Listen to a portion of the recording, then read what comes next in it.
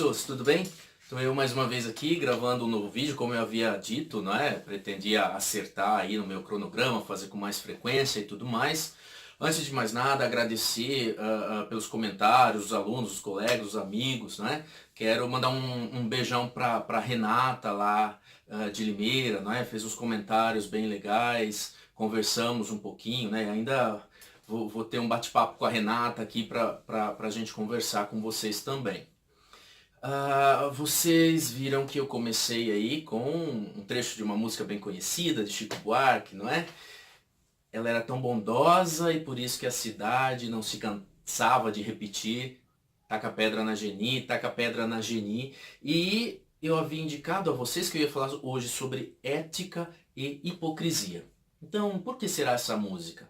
Eu vou relacionar essa história da música com uma história de um capítulo, lá vem spoiler, né, desse livro que eu também apresentei, que é O Filho de Mil Homens, do Walter Hugo Mãe. É bastante interessante, talvez um dos livros mais lindos que eu já li na vida.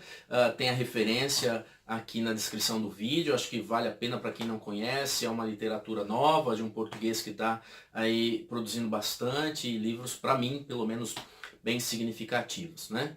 Então já vou indicar que tem spoiler, né? Eu vou falar de ética e hipocrisia. Mas então, para começar, pensar um pouquinho um conceito de ética. Para que serve a ética? Às vezes as pessoas pensam e dizem, né, que a ética determina algo ou manda que se faça algo de um modo ou de outro. Então eu trouxe um trechinho de um livro também bastante utilizado quando a gente leciona ética, do Adolfo Sanches Vasquez, e ele diz o seguinte, vamos lá, acompanhando.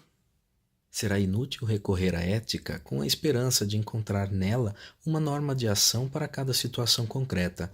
A ética poderá dizer-lhe, em geral, o que é um comportamento pautado por normas, ou em que consiste o fim, o bom, visado pelo comportamento moral. Muito bem, então o que a gente tem nesse trecho? Ele está dizendo que a ética não prescreve nada. A ética não determina algo que deva ser feito. A ética, na verdade, ela questiona. Seria muito fácil se a ética dissesse faça isso ou faça aquilo, mas a vida seria muito simples. E isso aconteceria se nós tivéssemos, sim, alguém, um poder vigente, uma instituição que pudesse dizer, olha, eu sou o dono da verdade, eu sou a dona da verdade, por isso a determinação é essa, siga isso. Mas nós não temos. Então a ética questiona, a partir de uma finalidade, de um fim, de um objetivo a atingir. No caso, Aristóteles diria que a finalidade da vida é alcançar a felicidade, não é? Olhando para essa felicidade que a gente quer alcançar, será que os caminhos que a gente toma nas nossas ações são os melhores para se alcançar tal felicidade? Então é essa a reflexão que a ética faz. Ela nos questiona e nos ensina a questionar aquilo que nós normalmente achamos como verdadeiro, certo e único e assim por diante. Ok? Então, tendo por base essa ideia inicial de ética, aquele trechinho da música do Chico Buarque, eu vou fazer alguns comentários sobre um dos capítulos do livro Filho de Mil Homens, de Walter Hugo Mãe, para poder pensar um pouquinho as nossas atitudes enquanto sociedade, enquanto indivíduos que fazem parte de um grupo maior e como o grupo tem um objetivo a ser atingido. Não é? Como sociedade é um grupo de pessoas que estabelece um caminho a partir de determinadas diretrizes, não é, para se atingir algo. Muito bem.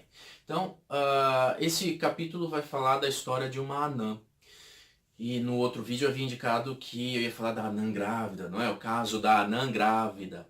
E a história é que num povoado havia, um povoado pequeno, havia uma anã que morava lá. E todos da comunidade ali cuidavam da anã. Cuidavam sempre olhando para a anã como uma coitadinha, né? Aquele ser pequenininho que não tem uma vida como todos deveriam ter, aquele ser que não vai poder ser feliz como todas as outras pessoas, porque ela está sempre em uma determinada limitação que é dada pelo seu corpo. Não é? Então, coitadinha, devemos ter pena dela. E aos poucos, a gente vê que na história as pessoas se preocupam com ela, mas é uma preocupação como se preocupassem assim quando se preocupa com uma criança. Então ela não consegue ter a própria vida, sustentar a própria vida, então todo mundo ajuda. E para ela é sempre pouquinho, então dá um pouquinho de carne, dá um pouquinho de legumes, é sempre aquele cuidadinho infantil, né? Sempre a comidinha de criança. E principalmente, ela é vista como uma coitadinha, como uma criança que nunca vai crescer ou algo assim do tipo, por conta também daquilo que a comunidade no geral pensam sobre ela, que ela nunca vai poder ter um amor. Imagine, não é, um ser pequeno desse com um homem, não é, o que aconteceria com ela? Ela iria morrer no ato e assim por diante. E ficam imaginando, não é? Pensando o que aconteceria, que não, seria uma blasfêmia, seria um erro da natureza e assim por diante. Ela era coitadinha e ela nunca ia poder ser feliz. Ela não ia ter uma família, ela não ia ter um marido, ela não ia ter o amor. Se o amor, olha só que interessante a ideia, se o amor já é difícil para pessoas normais, imagine para ela que não é normal, que falta algo, não é? Falta o tamanho, falta ser pessoa, né? Essa é a ideia. Então, faltaria aquilo que é mais básico na vida de um indivíduo. E aconteceu que numa determinada ocasião, as mulheres, que na verdade a Anã desconfiava que as mulheres tinham certa inveja dela, porque ela fazia as coisinhas dela rapidinho e tal, e as outras imaginavam haviam como se ela estivesse provocando, dizendo, vocês que são normais, não fazem nada, não dão conta da própria vida, eu já cuidei da minha casinha, já limpei, já fiz isso e assim por diante. E numa visita, não é, dessas mulheres à casa da Anã, elas olham para dentro do quarto sorrateiramente e percebem que há uma cama normal, tamanho normal, cama de casal. Elas ficam absurdadas, porque, coitada da Anã, ainda tem uma imaginação fértil de achar que vai um dia conhecer um homem que vai se deitar com ela na cama e assim por diante. Coitadinha, né? Deve estar meio louca até. Isso nunca aconteceria, ela morreria. E aquele papo e tudo mais. Passa-se o tempo, né? E a Anã vai ao médico e toda a aldeia quer saber o que acontece, por que ela está indo ao médico, e descobrem, de repente, a Anã está grávida.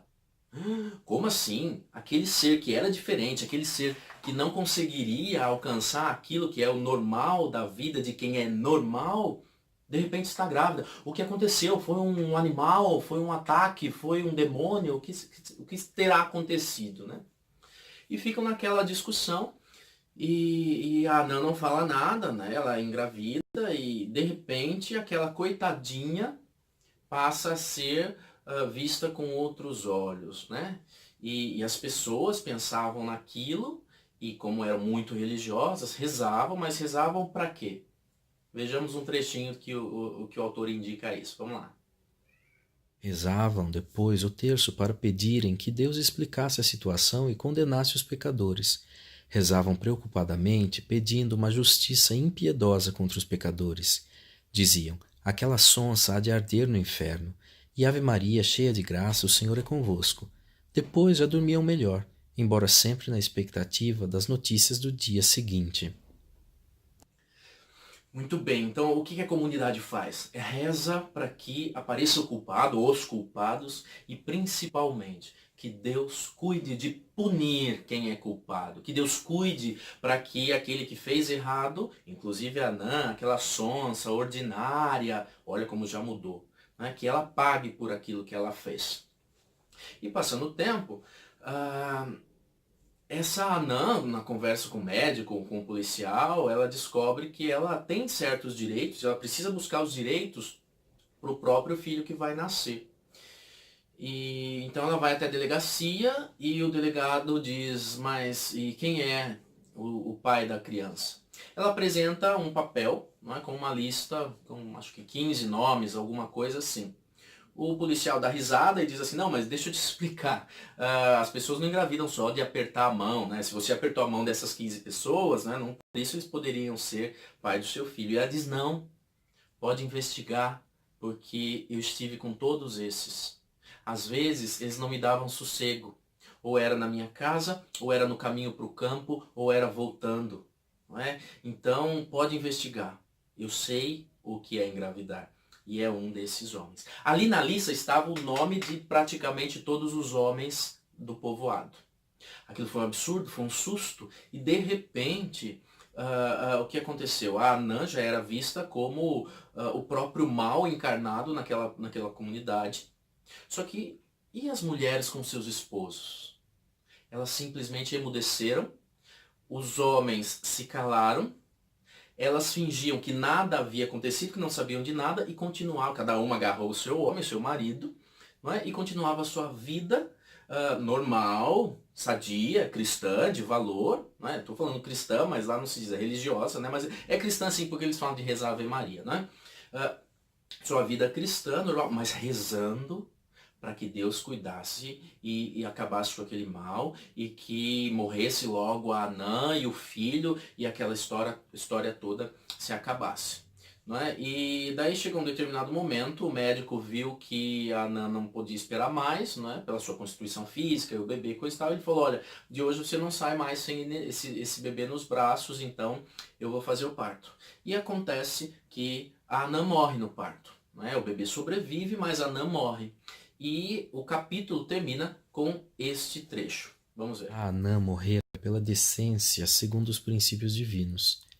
As pessoas gostavam disso porque estava certo, e o alívio que adivinha das coisas certas equivalia sempre a um milagre.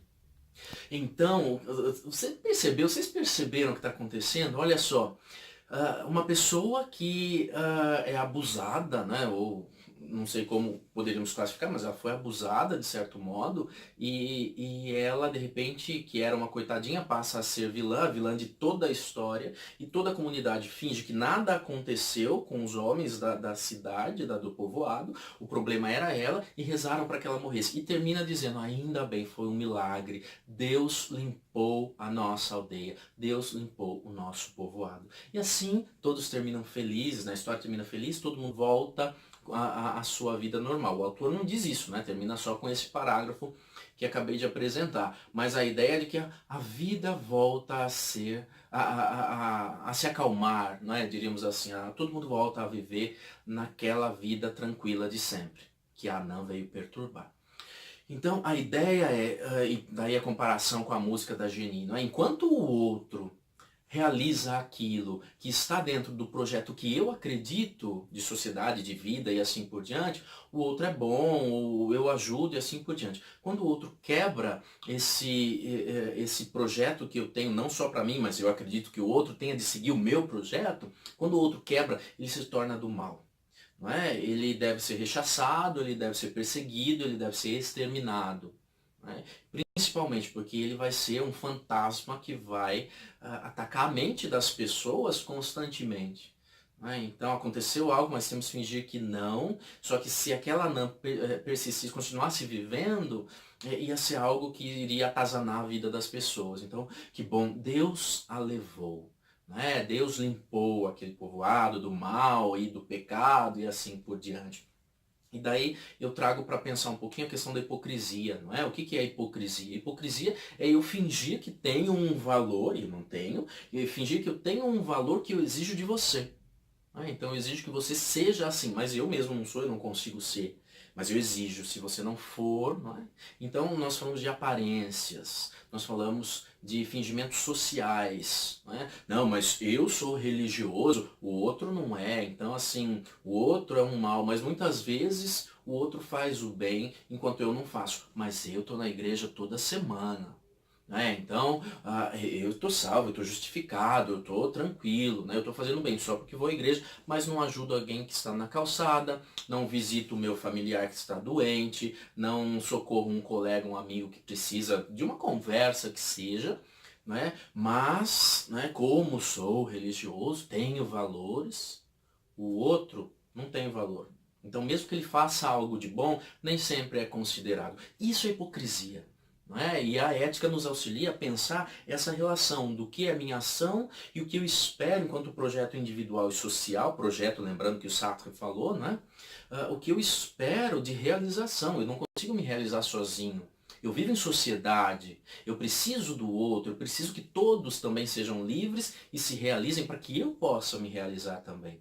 Tá bom, mas se eu tenho isso como objetivo, como eu posso tratar o outro dessa maneira? Né? Então, eu finjo algo, me escondo atrás de um escudo, de uma máscara, não é? E acabo massacrando o outro. E isso acontece na sociedade. À torto e à direito. Então, não, grávida? Nossa, de jeito nenhum. Uma drag queen fazendo sucesso nacional, mundial? Não, não pode, né? Vai acabar mal essa história. Um negro, né, que conquista um diploma universitário e se torna um professor famoso. Não, que isso, não é? Um homossexual assumido, uma homossexual lésbica assumida que toma a frente numa empresa, não é? De líder, na liderança e realmente faz acontecer e ganha cada vez mais status e espaço. Não, isso aí não vai dar certo. Porque o outro não tem o valor, eu tenho. Então, é essa a reflexão que eu queria fazer. Né? A filosofia nos questiona, a ética nos questiona e realmente nos incomoda. Quando diz assim, pera um pouquinho, presta atenção. Né? Você diz que tem um projeto, mas a sua ação é fingimento. Né? Então, até que ponto você realmente assume isso que você diz de projeto? Né? Até que ponto você assume coletivamente, até que ponto você realmente trabalha para que isso aconteça, você age de modo tal que isso possa acontecer. Então é um pouquinho essa a ideia, essa a reflexão que eu queria trazer para esse vídeo. Espero que vocês tenham gostado. Não deixem de ler a obra do Walter Hugo Mãe, ok? E que nós possamos nos encontrar mais vezes aqui no vídeo, faça seus comentários, escreva aí e a gente vai conversando, ok? Um beijo, um abraço.